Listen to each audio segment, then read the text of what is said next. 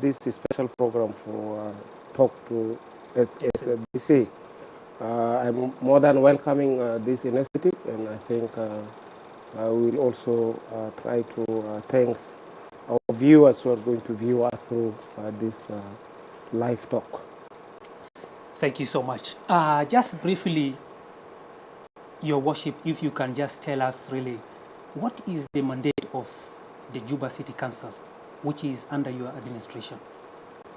Well, the mandate of Juba City Council is based in the Local Government Act 2009, and it is especially or specifically in chapter 24.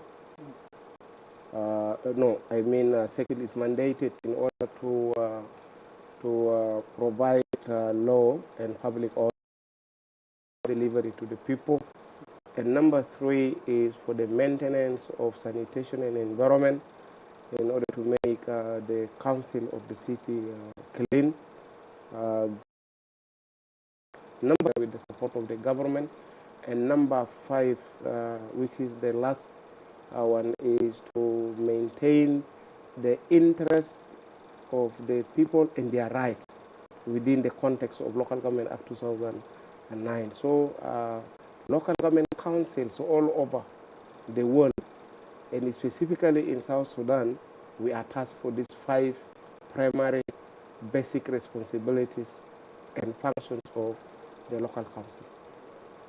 Where is your administration now in regards to implementing all these 5 major areas of activities that you are mandated to do? Well, in the first context of the function, which is maintenance of law and public order. Here we are to ensure that the local government law or act is respected, and we are to work within that jurisdiction without encroaching to any other laws around. Number 2, we are to provide laws in order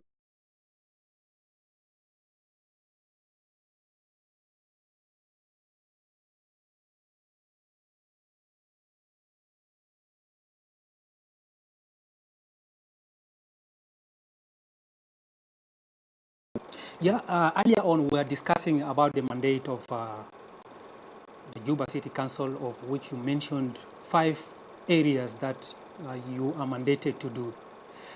Just if you can tell us, what are the major issues that are befalling the Juba City Council as of now? Juba City Council is one of the local government councils in South Sudan, which is mandated and tasked in order to implement the most and foremost functions, which is elaborated clearly in Local Government Act 2009, Section 24, primary responsibilities of local government councils. Number 1 is the maintenance of law and public order. Number 2 is the maintenance and provision. Number 4, we are also mandated in order to provide and maintain cleanliness, which will engulf the waste management and environmental protection. And then number 4 is the promotion to protect one of the collective responsibility within the organs of security sectors within the city of Juba.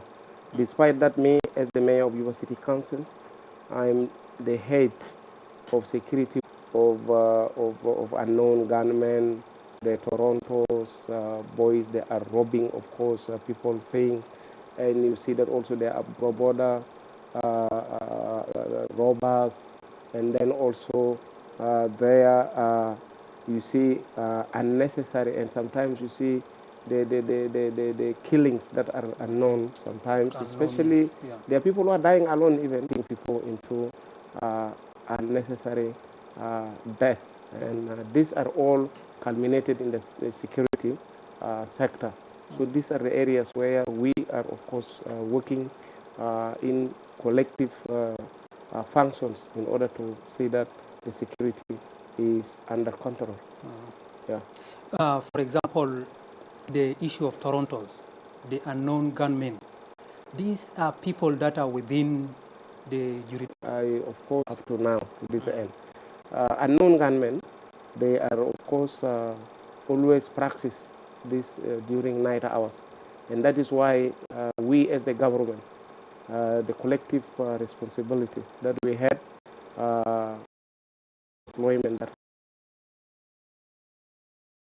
within the city of Juba, despite the robbery of the borders and all that. Even recently, we are able to apprehend like 41 criminals who are engaging in the field of border robbery. And we also apprehended with them 150 border Bajaj type. That always when they rob, they dismantle it into pieces and then they put it in containers and then they transport it to Eastern Equatoria and sometimes to Bargazal. This is what they do. Another crime. And also they go and then they maintain them there. And then they use it. Maybe they sell it there and all that. We got with them also some guns. So even I was at that particular time very, very much appreciated with the well done job the police and the joint operation have done on our behalf, because we are all playing within the same task. That so this is especially what we had been. South Sudan Bank, you see some criminals, like 5 of them had been killed there. Yeah. So what is your general evaluation of the security situation in Juba? Security situation, according to what I'm seeing, is good, is normal, is under control. And that is because of the well done job we are working, we are doing, of course, and we are working throughout. Then there is no doubt. And that is why you can see some of the business people are trying to come back. Those people who have evacuated the situation during the crisis, people are coming back and initiating their businesses and all that. So you can see even the level of the businesses is trying to grow within the city of Juba and its suburbs. Let's talk about the cleanliness of Juba City. People have been complaining, and I'm sure even you are aware, most of the roads are very dirty. What is your administration doing really to stop this thing of uncleanness on the roads mostly? Well, the issue of cleanliness within the city of Juba, is it your role? It becomes a waste management system that we are supposed to provide as the city. The issue of the garbages and environmental pollution within the city of Juba, it had become types of language of words. We people of South Sudan within the city of Juba, we are not civilized enough to maintain the security, what you call the environment, the cleanness. Yeah. People put in mind that the responsibility of cleaning the city is the responsibility of the city, and everything is supposed to be done by the city council, including the cleaning. But in this role, the city council is supposed to collect the garbage. Collect from where? To collect from the garbage points or from the houses. You see that what I mean here is, you as the owner of the house, you have to clean your surrounding and then pack your garbage in a place. Then the city council has to come and collect and take it into the dumping area. This is what I mean. But people, most of the times your trucks, they just only follow the main roads. So that one itself is an encouragement to the citizens just to bring their garbage from homes on the road. They know that this is the only passage that the truck will come and pick their garbage. Of course, there is reason for that. As you know, since the establishment of Juba, whereby the infrastructure place, at least in each and every area, one truck. If not, like the small areas, there are some areas that are small, we can use even one truck to compact and compress and take the garbage. But unfortunately, we don't have this capacity. There was a time called East Africa Go Green, which is supposed to save us in order to collect, to collect garbages and also to penetrate into the areas in order to take the garbages from the areas, from the markets, so that this will prevent those people, for our citizens, to bring the garbage to the road. This is supposed how it is going to be. But unfortunately, this company work for a few months and then they go into loggerheads among themselves. So all those equipment are being seized by court. We are now approaching to 3 months. This company is closed down by court. Closed by court? By court. They have a conflict of interest within themselves. Within themselves. Yeah, so it causes us a problem. This is why now we have really a deteriorating situation whereby we're cleaning the whole year only with 4 compactors, which are on and off. Sometimes they go to a garage for 2 to 3, 5 days. And then we are forced in order to hire trucks, those big Sino trucks. And those Sino trucks are not compacting. They can just take a few amount of the garbages, and they go to the dumping areas, and then they come back. They don't take a big quantities. So we have the plan of penetrating into the areas and take the garbage from the source. The reason those people... Given the road condition of the areas in Juba, how can these trucks penetrate those places? We, as the authorities of Juba City Council, since the initiation of this city, where I was part of it, I was working as the speaker of the chairperson of Juba City Legislative Council. We worked hard in order to open roads. Even in my time, I opened in Munuki like 4 roads. These roads are like a cross-cutting roads like this. You have to see that in each and every area there are roads like that. Those areas will allow some of the big trucks which are supposed to penetrate inside the area can use them. So with Sofara, with the use of that, you can whistle and then people come out with the garbages. Yeah. There are areas that are strong enough, they are not muddy. Even though the situation of the areas are so bad, but still the cars can, the trucks can get inside. Except areas within Munuki areas, like Munuki Block A, Block B, Block C, as well as Gudele Block 1, 2, up to Block 9. These are areas really that have problem, especially at the northern part of it. They are mostly muddy. Yeah. But we worked hard to ensure that there are roads. We have at least there are roads that we put it. You see what is making it difficult to make the roads? That is also one of the good questions. You see, making roads is too expensive, and that is why it requires a developmental budget. In most countries in the world, there is budget for development, and the budget. And then you see, these are the most. And then garbage issue is one of the most, because every day you collect garbage. Every day you see, fixing roads require those heavy trucks, what you call the heavy tractors, in order to do the construction of the road. It requires marams that is to be brought. It requires, you see, a lot of equipment. So it's very expensive. Your office collects money from the citizens every day. Where does that money go to? Yeah.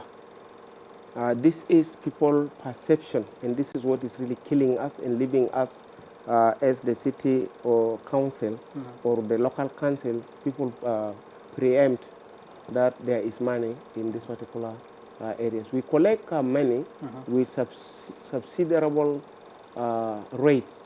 We don't take, you see, a big amount of money, because we know that in the context of the primary responsibilities, like context of law point number 4, is saying that we have to encourage people development. We have to engage people in order to develop, to grow for that.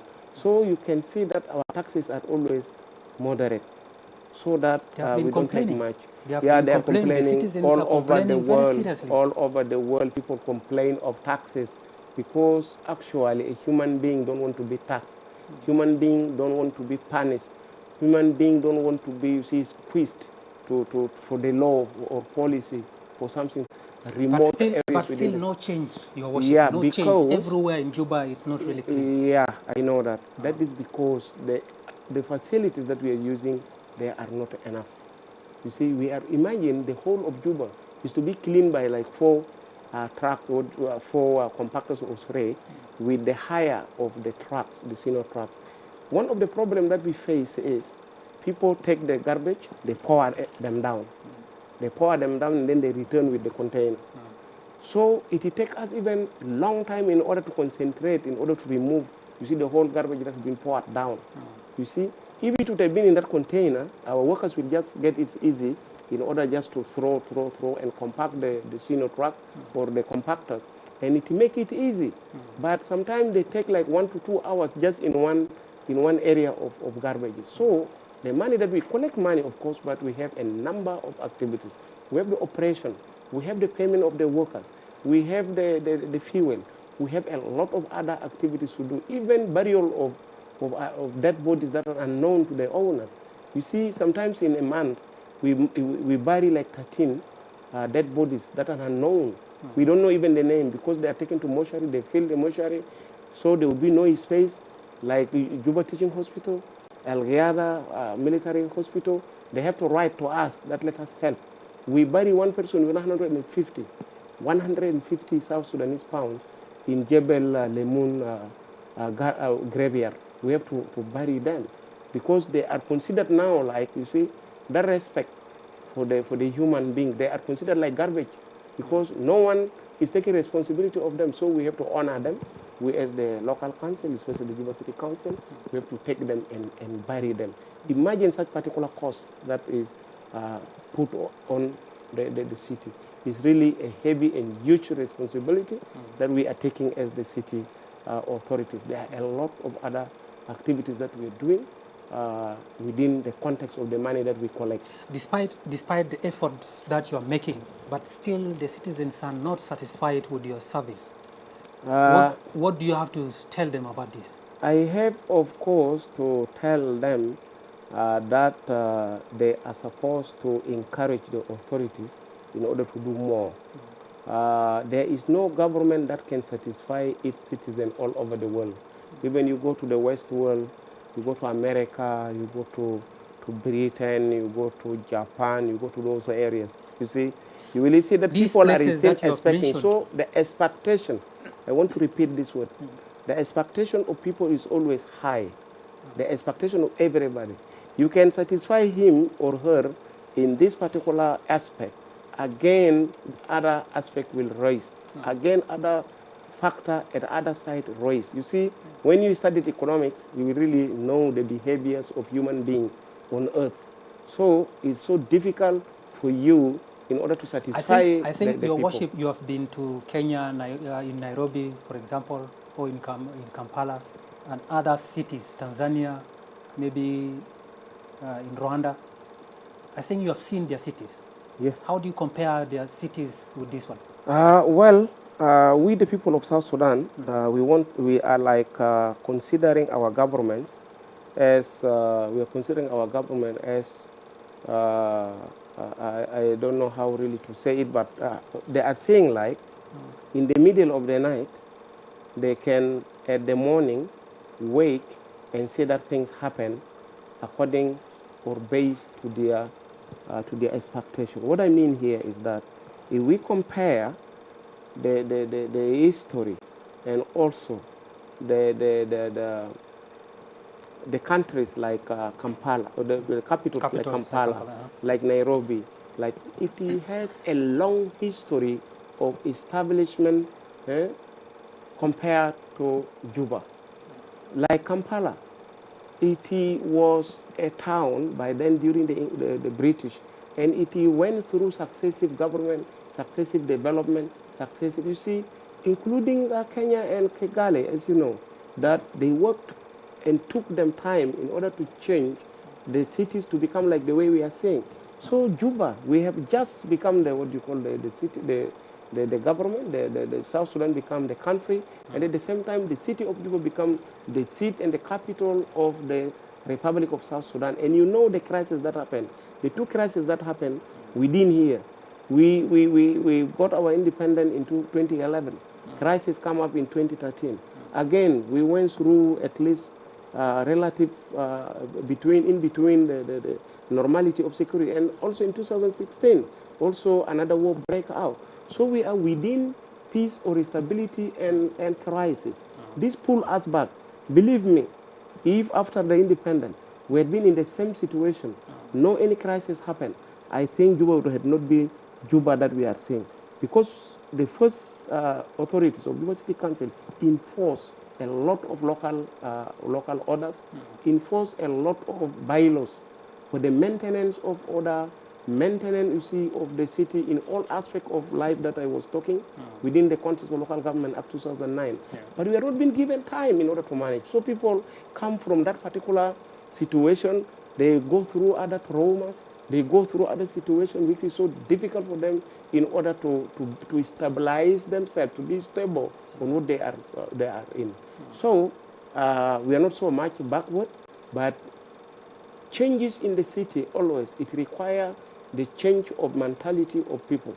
It requires, you see, mindset of people to change and know what is the role of them as the citizen, what is their role in support of the environment, in support of development of for themselves, in support of what you call other expectations of services that are required. What is their role on that? This thing is not yet been known by our people. Most of the people, they complain about the government. They expect the government to do everything for them, forgetting that the situation that we have, even our economy is not stable. This is because we don't have product and productivity. Most or 99 almost % of all the product is being exported from outside.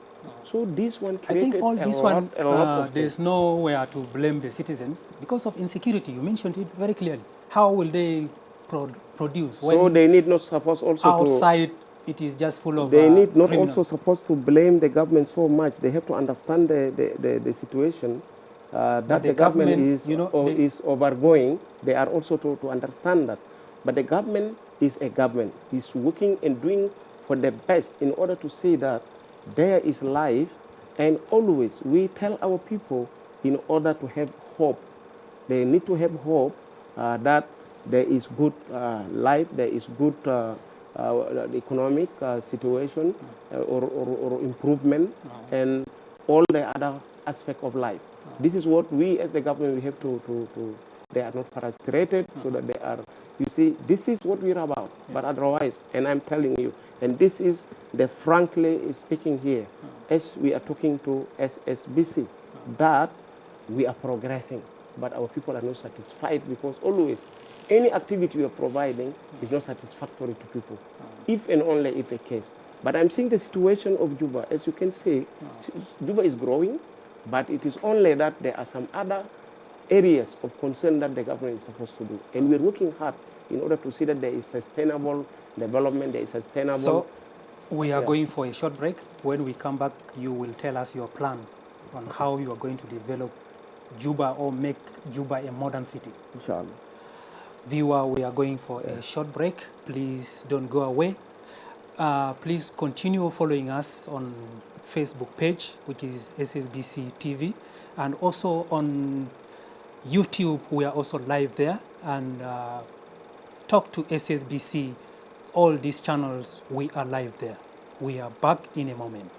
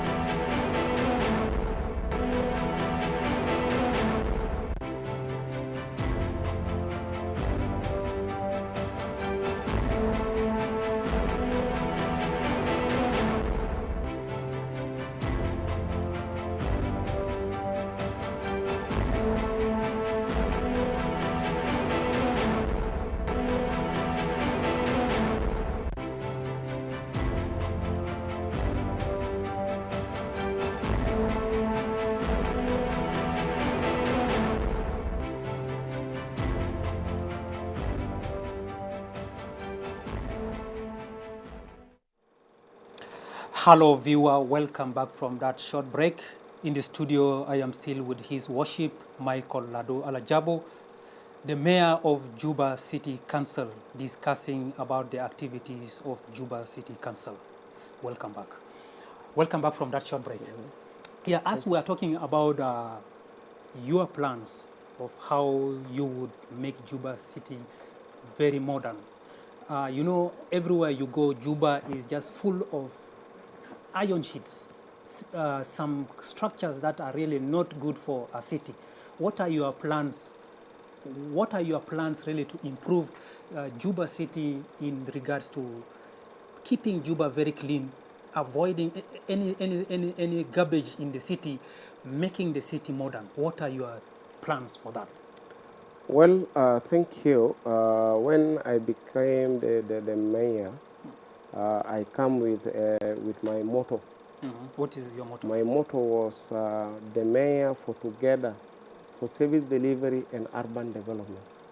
Together for service delivery and urban development.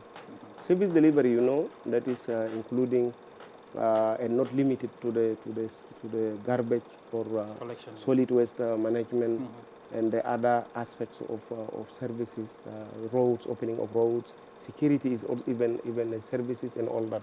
Apart from that, when we talk of urban development, there are a lot of things that are engulfed or encompassed in it. One of it is transformation of the markets. We want to transform the markets so that they are not built or constructed in temporary materials, for example, so that they are in the permanent. This is one of the image that you can see. Now there are changes in most of our markets. You can see that there is something even for beautification. It's called cladding. It's been put, you see, the front gate of the front veranda of the shop. You can see it, especially when you move especially at the night when there is light. You can see how beautiful it is. So this is one of the transformation of markets to ensure that there is no shop supposed with iron sheet. And it is going not bad. It's going slowly by slowly, because development, when you make development, you need to go slowly by slowly. When you go so fast, you will crash. Even the type of what you are doing will just fall, because you are just like you are rushing. Number two, transformation of roads. When we transform roads, you need to see that our main roads are supposed to be tarmac. And as you can see recently, before the visit of Pope, before, by 2 months, I started to fill the potholes on the tarmacs. And that one also impacted negatively, what we call positively, to our traffic movement. You see that the usual traffic accidents reduced because we fill a lot, almost 100 and something potholes, with the support of our partners that always I write for them for social corporate responsibility. So making the roads passage is, making it smooth is one, of course, of the transformation and development of the city, as you have mentioned. The other aspect also is that we want to ensure that within the city there is light, there is constant light. Of course, the power that we have is a city power, which is being regulated by JETCO company. Is of course a joint venture project with the government, and they are at least now providing the light and power to the population. Despite that, is expensive, and also at the same time is not reaching parts of my city, my areas within the city of Juba. This is one of it. The other thing also for us, in order to say that there is change within the city, is the beautification, especially the plantation of the trees alongside the roads, the plantation of flowering, of flowers, for example, in the road. And you have seen the example that we did in Ministries Road from the... Do you have designers, like maybe they call them compound designers or something like that? Do you have this yes, kind of course we have. We have them. Despite that this activity is they are expensive, not using their skills to make the roads. I think you have seen what is in on the Ministries Road, just between the Parliament and then the office of the President. It comes alongside up to KCB. Was you that see part of your Yes, work? of course. Okay. It doesn't come from heaven. It's we who did it. You see, but our people do not know. They don't even see that there is something good there. So we want also to contribute. No, there is nothing of that kind. People don't do that. But that is our first example. Most of the roads now, they are full of potholes. Yeah, this is again turning us back to the issue of the garbage. Now we are trying to contract a company that can scratch those bottles so that they are recycled again. I mean potholes. Potholes. Potholes. Most, yes. Sorry. Yes. Most of those potholes, as I mentioned, we fill a number of them. They have been so more than even 100 or 200. That feeling, I think, was targeting the routes that Pop was traveling. No, but other it's parts, all they are over. not. I don't think that Pop travel to areas like the football stadium, those areas like in the road leading to Bill Farm, these roads leading to Budele. The Pop plan was so clear, but we are not doing it, as even I mentioned it in one of my speeches, that we are not doing it to the Pop. We are doing it to the city, to our population. But it coincides, of course, with the coming of the Pope. And Pope was our top visitor. So we have to also to prepare something for him. That is why we exhausted ourselves at that particular time with all our resources in order to turn Juba at that particular time to become really very, very beautiful. Even people are saying that, please, Mayor, you continue pushing on from there. So I want to tell you that we even, I planted almost like 200 with my authorities, not me, as I said. You see, like 250 trees in Haisora, in both sides. Okay. And now we'll be moving to Shari Tombra Road. We're going to move there. And also Gudele Road. And now we are working with the plan of the support of the governor, who is also pushing us in order to do as more beautification on roads as what we did in ministry. We need to do it also in Gudele Road. So now we are assessing the cost, and we have to see we cover all the roads also in order also to reduce the tendency of people who are putting garbage in the middle of the roads. This one also after the fixing of all these sites locks, and then from there we at least you say something about the traffic plan jam. something. Sorry. Juba is growing very big, and traffic is becoming a nightmare. Like, for example, Gudele Road, and 7 days roundabout, even Custom, even the junction of Kololo. These places in the evening, they are just really crazy. What is your plan really to improve on this situation? My plan in this particular context is the creation of alternative roads that we started, those alternative roads. Like in Suksita in Kator, we connected Riyad al-Amma, the military barracks, with Lafa Aba Ilif in Kator Suksita. We created a road there. In order to reduce, you see this long traffic moving a long way to Jamajuba, and so we created one there. This is to reduce the compaction of congestion within the what you call the Juba University roundabout. Also in Atlabarra Primary School. In Atlabarra Basic School, we have initiated another road that can take you from there, just between University of Juba Guest House and then the school. It takes you alongside Nyukuron East, Nyukuron Center, up to the road leading to National Security and Morobo Clinic. There is a road that we initiated there. Now most of the vehicles are using it. Okay. And especially when that road is being closed, for example, if there are activities in Freedom Hall, you see sometimes that road is being closed. They are accessing this road. But another the road is not in good shape, really. But anyway, we did it to save that. The situation. Exactly. What is your plan also about Gudele Road? In Kator, we opened another road with a bridge called Salam Bridge in Kator Markas Jaran. We built or we constructed a bridge there. You see, that was not happened for years. You see, so we did it. That is also to reduce the congestion between Albino Bridge and then Tombra Bridge. Also in Gudele. Yes, in Gudele, we initiated a road, but we are locked somewhere else, but we are still creating soon. Where is that road? In Low. Low. Yeah, we're creating a big road there, which have to go up to New Freedom Bridge there in Lologo. That road will really also support a lot. Those vehicles who used to come up to custom will be using that way. We are now rested the first stage in Rock City. We are going to break through the Rock City, and that road will be also passable. It's 40 by 40 road, very wide road. Also, when you come to St. Kizito, there is a road that are leading you to Dar es Salaam, and then it will go through Nanakona, a famous Nanakona, and it will pass through Mauna, Block 3, and it will connect you with that road leading to Share Yei. That is another road which is now is also working. And in Budapest, we opened also another road before that can let you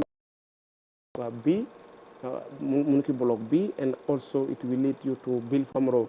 The road doesn't have any culverts, but I'm working hard in order to improve the road because it is a good plan. For me, I have nothing to do with that. This thing is being started by plan with your predecessor, so and so you have to leave that plan. No. When it is a good thing, I have to continue.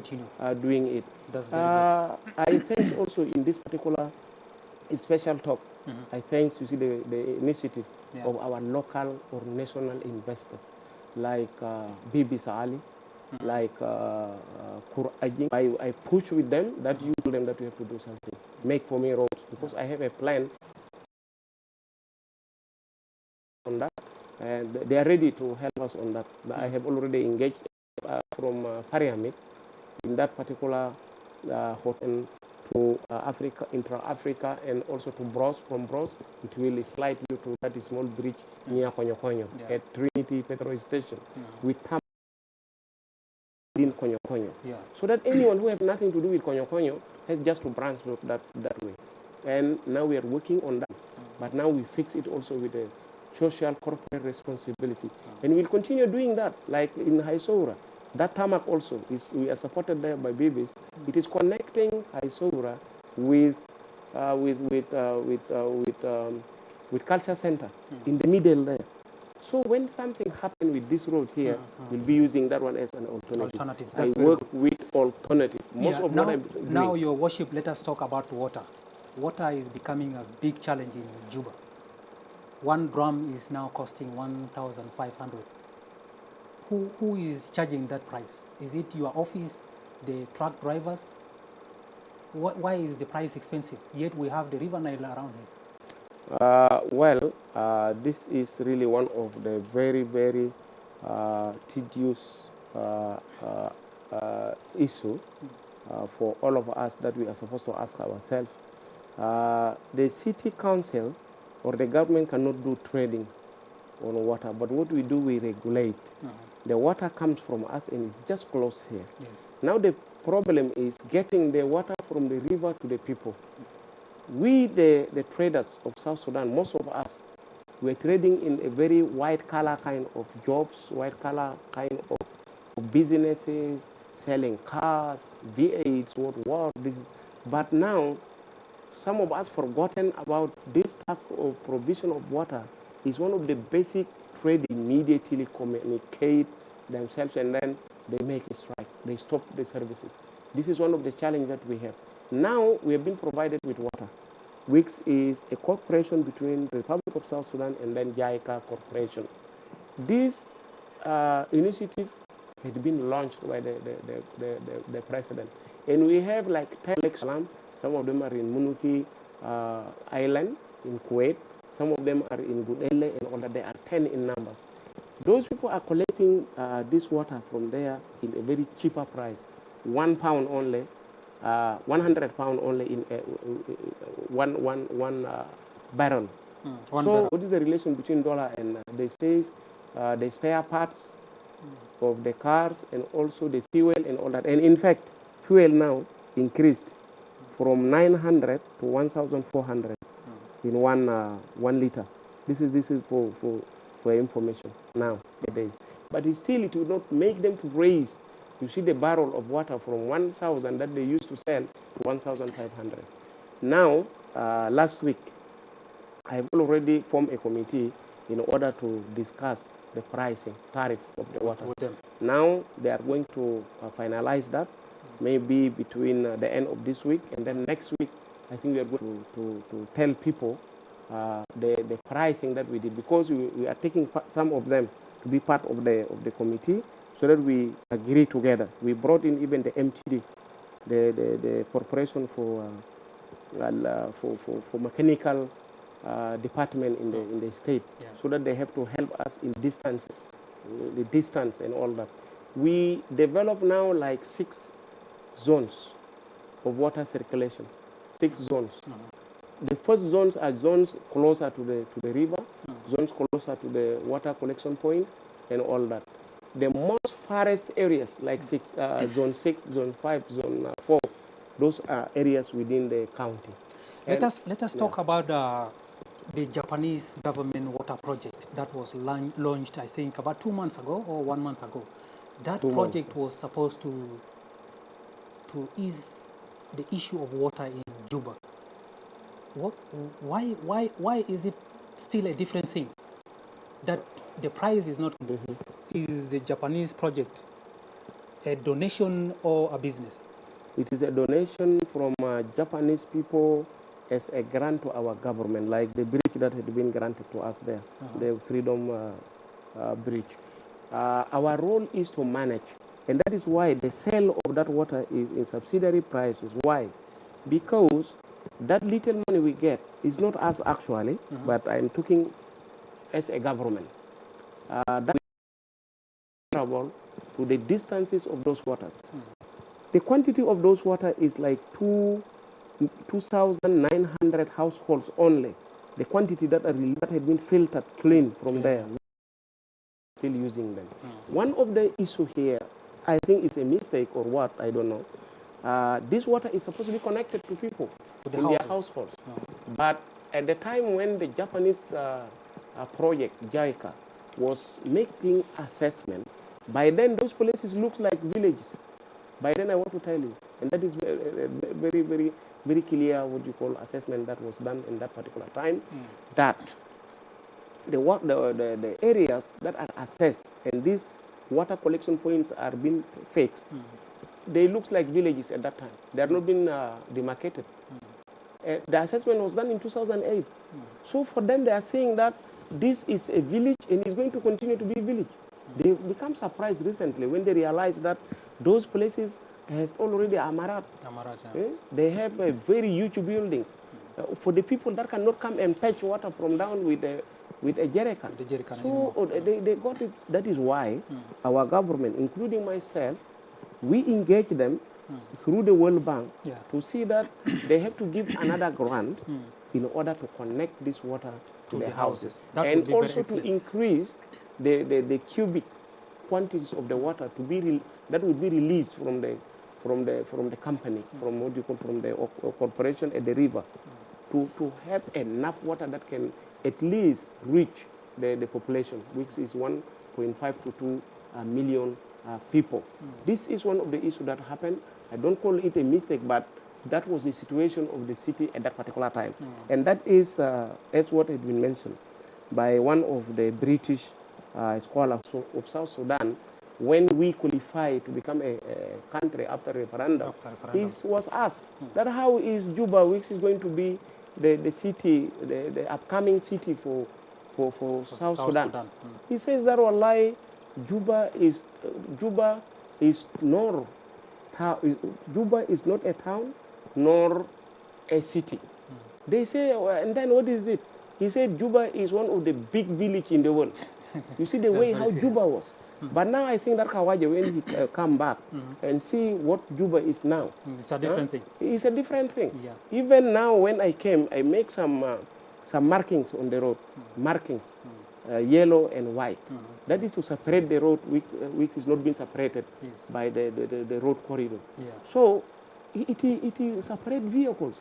It command the vehicles. It control the vehicle to go to the right. Even when you see it, because we paint it. From time to time, we paint the types of the areas. You see the sides of the road, and then even the road pavement is okay, is good. You can see that there is city here.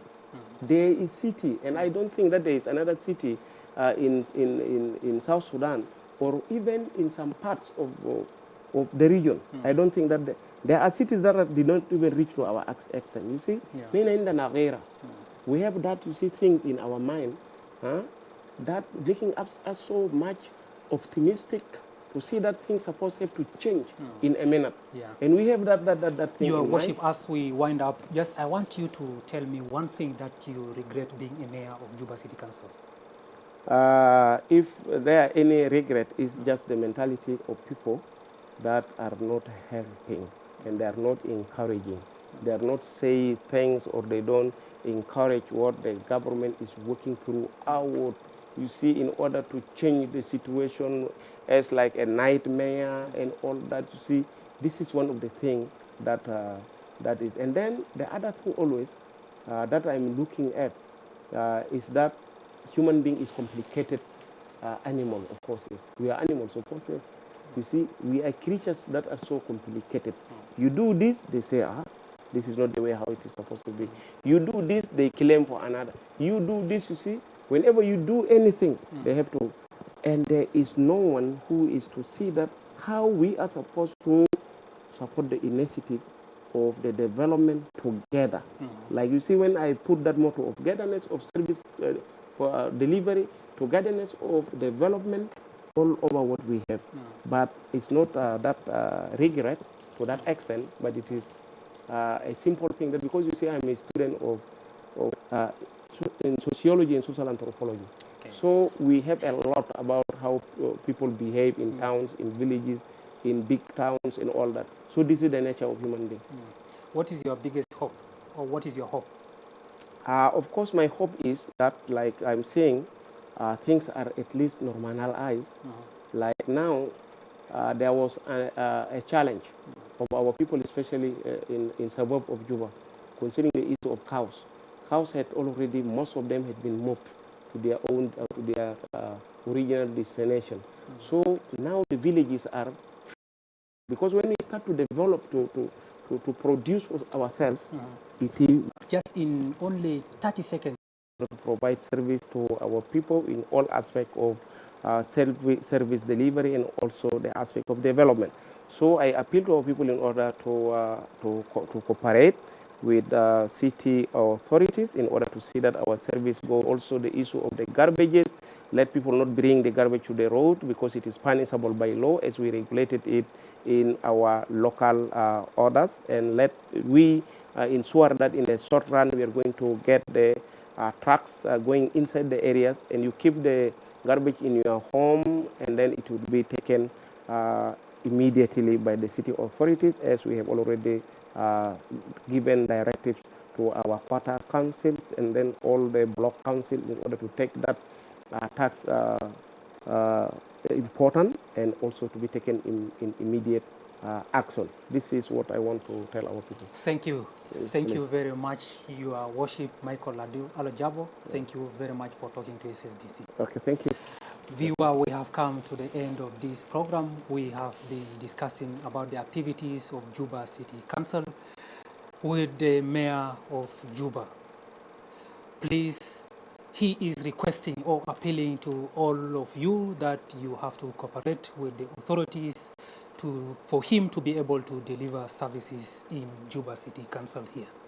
Thank you for watching. For those who have not been together with us here, please catch up with us at Ssbc page, which is Ssbc TV, and also on YouTube, Ssbc TV,